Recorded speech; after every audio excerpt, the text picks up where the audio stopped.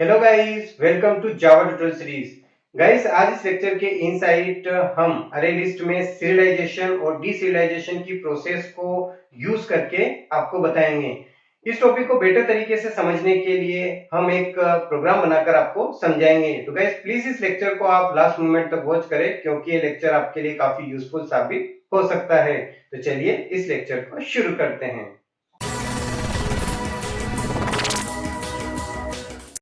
तो गाइस, सबसे पहले हम यहाँ अरे लिस्ट बना लेते हैं। अरे लिस्ट बनाने के लिए जावा के यूटिल पैकेज के साइड जो अरे लिस्ट नेम का क्लास होता है, हम उसका ऑब्जेक्ट बनाएंगे।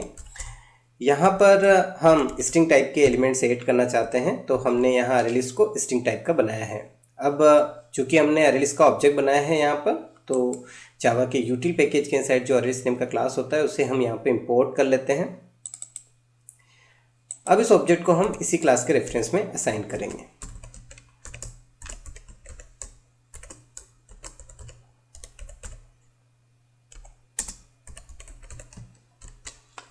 चलिए आगे बढ़ते हैं और इसके इनसाइड कुछ स्ट्रिंग टाइप के एलिमेंट्स ऐड करते हैं।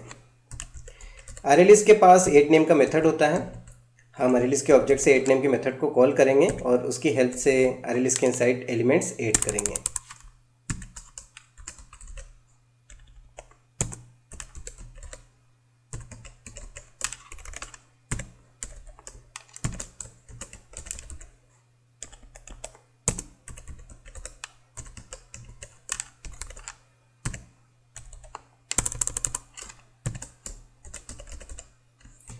चलिए यहाँ पर मैंने कुछ स्ट्रिंग टाइप के एलिमेंट्स ऐड कर दिए हैं।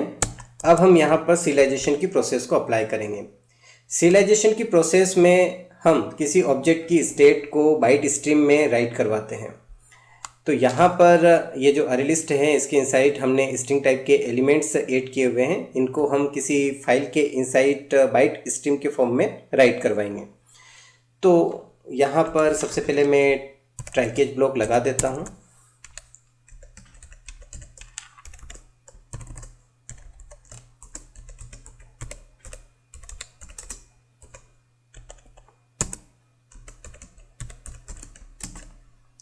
यहाँ पर मैंने ट्राई कैच ब्लॉक इसलिए लगाया है ताकि जब मैं सीरियलाइजेशन और डीसीरियलाइजेशन की प्रोसेस अप्लाई करूँ और कोई एक्सेप्शन आए तो वो यहाँ पर हैंडल हो जाए। यहाँ पर मुझे एक फ़ाइल क्रिएट करवाना है, तो मैं यहाँ पर फाइल आउटपुट स्ट्रीम नेम की जो क्लास है जावा के आईओ पैकेज के इनसाइड, उसका ऑब्जेक्ट बनाऊंगा।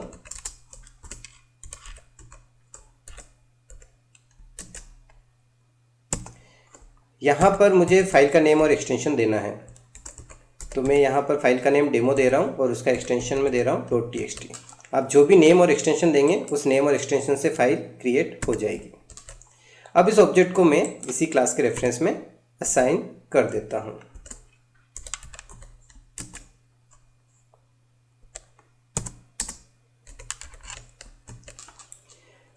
अब इसके बाद हम यहाँ पर ऑब्जेक्ट आउटपुट स्ट्रीम नेम की क्लास का ऑब्जेक्ट बनाएंगे।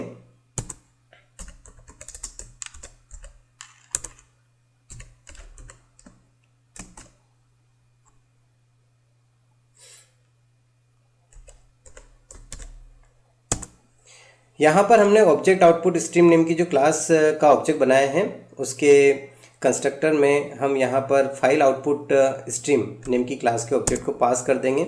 इससे बेनिफिट क्या होगा? इससे बेनिफिट ये होगा कि जहाँ पर ये फाइल क्रिएट होगी उस फाइल का पूरा पाथ ऑब्जेक्ट आउटपुट स्ट्रीम को मिल जाएगा।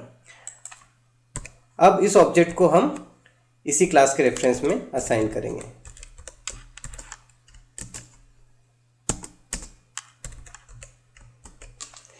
ऑब्जेक्ट आउटपुट स्ट्रीम नेम की क्लास के पास राइट ऑब्जेक्ट नेम का एक मेथड होता है। उसकी हेल्प से हम इन अरे लिस्ट के एलिमेंट्स को demo.txt नेम की फाइल के इनसाइड बाइट स्ट्रीम के फॉर्म में राइट करवा सकते हैं। तो हम यहाँ पर राइट ऑब्जेक्ट नेम के मेथड को कॉल करेंगे और यहाँ पर हम अरे लिस्ट के ऑब्जेक्ट को पास कर देंगे। अब हम फाइल आउटपुट स्ट्रीम को क्लोज करेंगे। इसके बाद हम ऑब्जेक्ट आउटपुट स्ट्रीम को भी क्लोज करेंगे। यहाँ पर हम फाइल आउटपुट स्ट्रीम और ऑब्जेक्ट आउटपुट स्ट्रीम को क्लोज इसलिए कर रहे हैं ताकि फाइल के इनसाइड जब डेटा राइट हो तो वो सेव हो जाए। ये जो प्रोसेस हमने अप्लाई की ये सक्सेसफुली कंप्लीट हुई है या नहीं, ये जानने के लिए हम यहाँ पर एक मैसेज प्रिंट करवा देते हैं, सक्सेस। चलिए रन करके चेक करते हैं।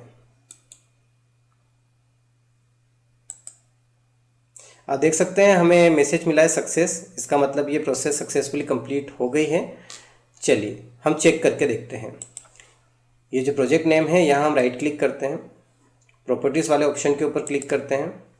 ये जो लोकेशन वाला ऑप्शन आपको दिखाई दे रहा है इसके सामने एक पाथ आपको दिखाई दे रहा है, इसको हम यहाँ कॉपी करते हैं। कॉपी करने के बाद ये जो सर्च बॉक्स आपको दिखाई दे रहा है यहाँ हम इसे पेस्ट करेंगे। पेस्ट करने के बाद इंटर प्रेस करेंगे। यहाँ पर आप देख सकते हैं demo.txt नेम का फाइल जो है वो क्रिएट हो चुका है। चलिए राइट क्लिक करते हैं और इसे नोटपैड प्लस प्लस में ओपन करके देखते हैं। तो यहाँ पर आप देख सकते हैं, जो अरे लिस्ट है उसके जो एलिमेंट्स हैं वो बाइट स्ट्रीम में यहाँ पर राइट हो चुके हैं। ये हमें समझ में नहीं आएंगे, तो इसी वजह से हमने यहाँ पर सीरियलाइजेशन का प्रोसेस अप्लाई किया है कि अगर किसी को फाइल मिल भी जाए तो उसके इनसाइड जो डेटा हो उसे समझ में ना आए। वापस से इस बाइट स्ट्रीम को हम स्ट्रिंग ऑब्जेक्ट में कन्वर्ट करेंगे। तो इसके लिए जो प्रोसेस हम अप्लाई करेंगे उस प्रोसेस को डीसीरियलाइजेशन कहते हैं। तो चलिए डीसीरियलाइजेशन की प्रोसेस को अप्लाई करके देखते हैं।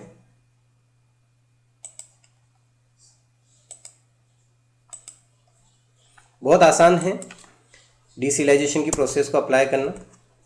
सबसे पहले मैं यहाँ पर इसे कमेंट कर देता हूँ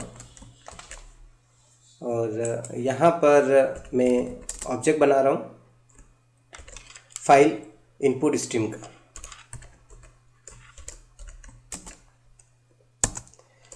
यहाँ पर हमें वो पाथ देना है जहाँ पर हमारा फाइल क्रिएट हुआ है। तो फाइल हमारे प्रोजेक्ट फाइल के पैरेलल में ही है, तो हम केवल फाइल का नेम देंगे और इसका एक्सटेंशन इस तरीके से। अब इस ऑब्जेक्ट को हम इसी क्लास के रेफरेंस में असाइन कर देंगे।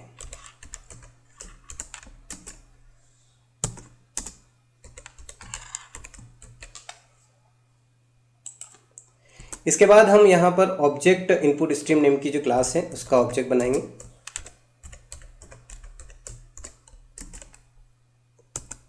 और यहाँ पर हम फाइल इनपुट स्ट्रीम नेम की क्लास के ऑब्जेक्ट को पास कर देंगे।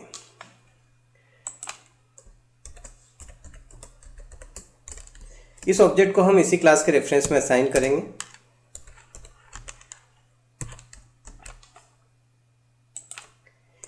ऑब्जेक्ट इनपुट स्ट्रीम नेम की जो क्लास है उसके पास रीड ऑब्जेक्ट नेम का मेथड होता है, और जब हम इस मेथड को कॉल करेंगे तो ये demo.txt नेम की जो फाइल है उसके इनसाइड जो बाइट स्ट्रीम फॉर्म में डेटा रखा हुआ है उसको वापस से स्ट्रिंग ऑब्जेक्ट में कन्वर्ट कर देगा। अब वो जो डेटा है वो अरे लिस्ट का है, तो यहाँ पर हम अरे लिस्ट से टाइपकास्ट करेंगे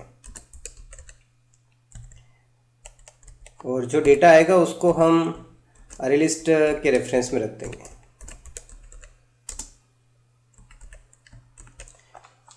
प्रिंट करवाने के लिए हम यहाँ पर system.out.println स्टेटमेंट यूज़ करेंगे और यहाँ पर हम AL नेम के रेफरेंस को पास कर देंगे। चलिए रन करके चेक करते हैं। राइट क्लिक करते हैं और रन करते हैं। तो यहाँ पर आप देख सकते हैं अरे लिस्ट के इनसाइड जो एलिमेंट्स आपने ऐड किए थे स्ट्रिंग टाइप के वो यहाँ पर प्रिंट हो चुके हैं। और ध्यान दें ये जो एलिमेंट्स हैं ये अभी यहाँ demo.txt नेम की फाइल के इनसाइड से हमने निकाले हैं और प्रिंट करवाए हैं। तो गाइस आज के इस लेक्चर के इनसाइड हमने अरे लिस्ट के इनसाइड सीरियलाइजेशन और डीसीरियलाइजेशन की प्रोसेस को अप्लाई करके देखा। आई होप कि आपको ये लेक्चर बहुत अच्छे समझ में आया होगा। मिलते हैं नेक्स्ट लेक्चर में, तब तक के लिए बाय बाय।